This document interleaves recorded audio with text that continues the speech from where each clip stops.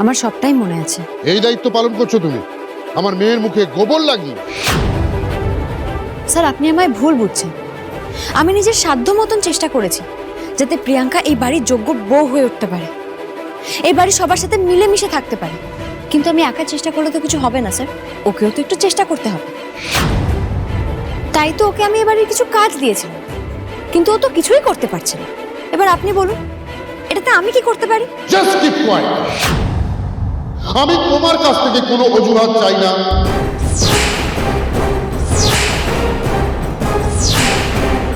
যোগাজিৎ বাবু, উনি কোনো এক্সকিউজ দিচ্ছেন না, আর আপনি ওনাকে পুরোপুরি ভুল বুঝছেন। উনি আমার সাথে আমার ঘরে। আমি শুধু আজকের কথা বলছি না ঋষি, প্রিয়া আমাকে আগেও কমপ্লেন করেছে, আমি কিছু বলিনি। কিন্তু এবার সব লিমিট ক্রস করে গেছো তোমরা, আর আমি সেটা কখনোই টলারেট করব না।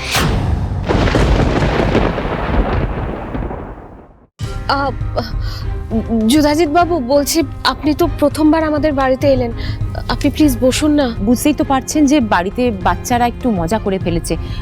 I am really sorry. Please কিছু মনে করবেন না, আপনি এখানে বসুন না, আমি আপনার জন্য চা জল খাবারের ব্যবস্থা করছি। আসুন বসুন। আমি এখানে চা জল খাবার খেতে আসি।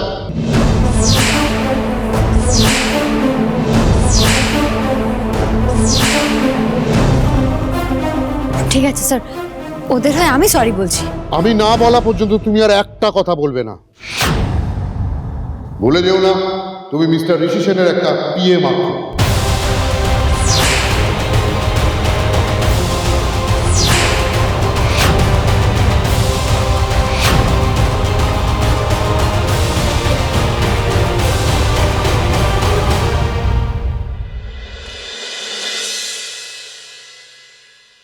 দেখেছো মৌসুমি, আজকে আমার অপারেশন, মেয়েটা আজকেই ফোন করলো।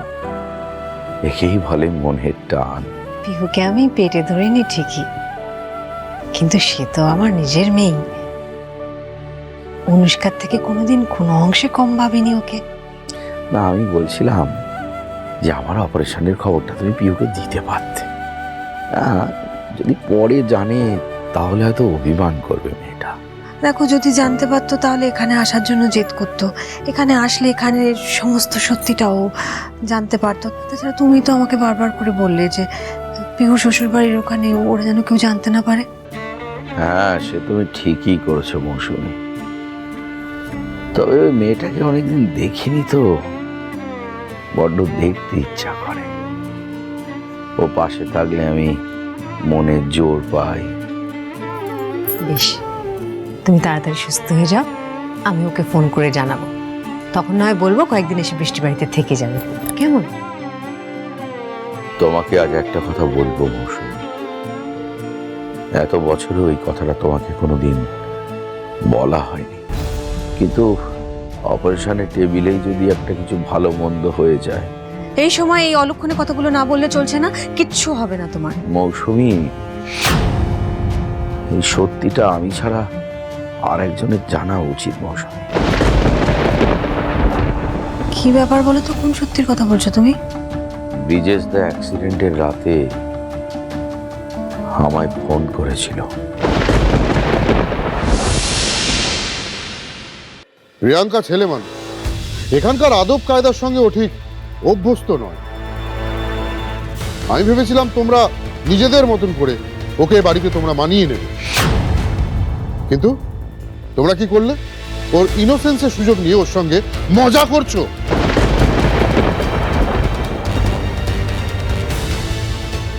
দেখেছিস দাদা, এই মেয়েটার জন্য এবার নাকি আমাদের কথা শুনতে হচ্ছে।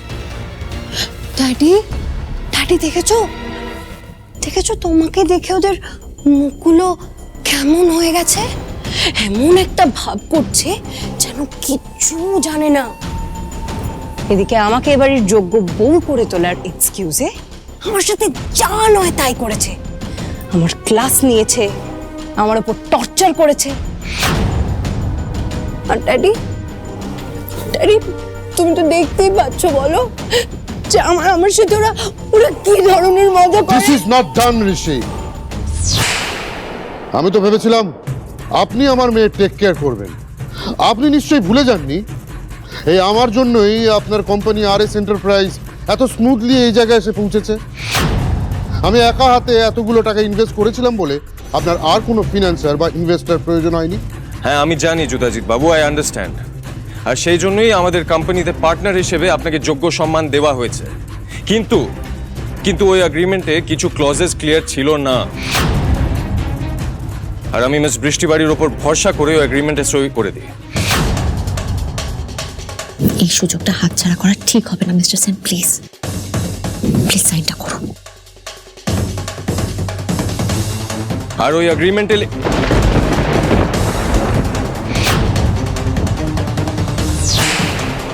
মিস বৃষ্টি বাড়ি তো নিজেই দেখলেন কিভাবে সোমেনদা এগ্রিমেন্টটা ম্যানিপুলেট করে আমাকে ফাঁসাতে চেয়েছিল। তাহলে এখন উনি নিজেই আমাকে কিছু বলতে বারণ কেন করছেন? এখনই জুদাজিৎ বাবুকে কিছু বলা যাবে না টুপাইদা। অজান্তে যে বিপদে আমি তোমায় ফেলেছি সেই বিপদ থেকে আমি তোমাকে উদ্ধার করব, আমি কথা দিচ্ছি। ওনার রেগে যাওয়াটাই স্বাভাবিক। প্রিয়াঙ্কা, তুমি প্লিজ চলো, মুখটা ধুয়ে নেবে।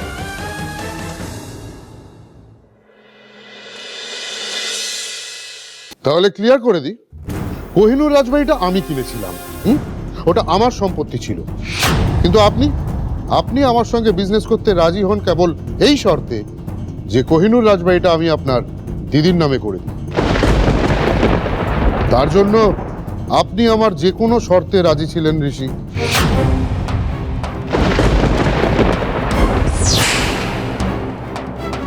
জুদাজিৎ বাবুর 700 কোটি টাকার ইনভেস্টমেন্ট রয়েছে এই কোম্পানিতে। দেখো, এর বদলে উনি এবার আস্তে আস্তে তোমার কাছ থেকে কি উসুল করে নেন। আমি আপনার সেই ইচ্ছাটাকে মর্যাদাও দিয়েছিলাম মিস্টার ঋষি সেন। আপনার কোম্পানিতে আমি 700 কোটি টাকা ইনভেস্ট করেছিলাম, যার জন্য কোহিনূর রাজবাড়ি, 7 স্টার ওয়েডিং রিসর্ট আর জলে জঙ্গলে প্রজেক্ট বিজনেস ইন্ডাস্ট্রিতে আপনার কোম্পানি RS এন্টারপ্রাইজকে শীর্ষে নিয়ে যায়।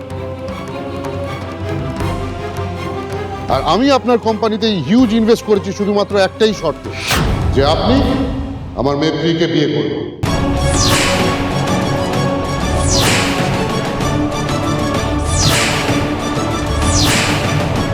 আর সেটা যদি আপনি না করেন তাহলে এক্ষুনি আমি সমস্ত ইনভেস্টমেন্ট উইথড্র করে নেব।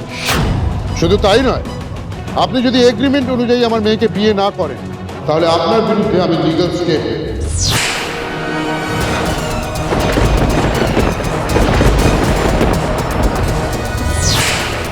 আই এম সরি জুতাজিৎ বাবু, আপনি কিন্তু আমাকে এই শর্তের ব্যাপারে অনেক পরে জানিয়েছেন। কিন্তু জুদাজিৎ বাবু, সবকিছু তো এখানে আপনাকে দেওয়া কথা মতনই হচ্ছে, তাহলে এইসব আমি শুধু নামেই পিয়ে দেখছি। যখন দুজন বিজনেস পার্টনার কথা বলছে নিজেদের মধ্যে, এটুকুও জানো না কথা বলতে নেই?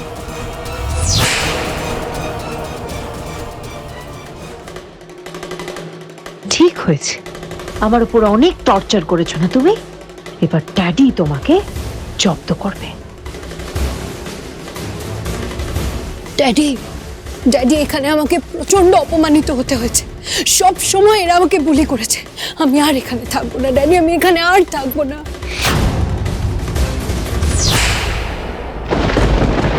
কারোর জন্য তুমি তোমার জায়গা কেন ছেড়ে দেবে ডার্লিং?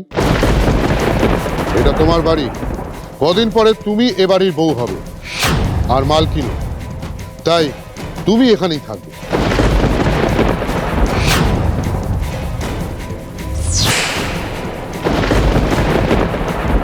আর যে তোমাকে হারাস করেছে, বুলি করেছে, সে বেরিয়ে যাবে এই বাড়ি থেকে।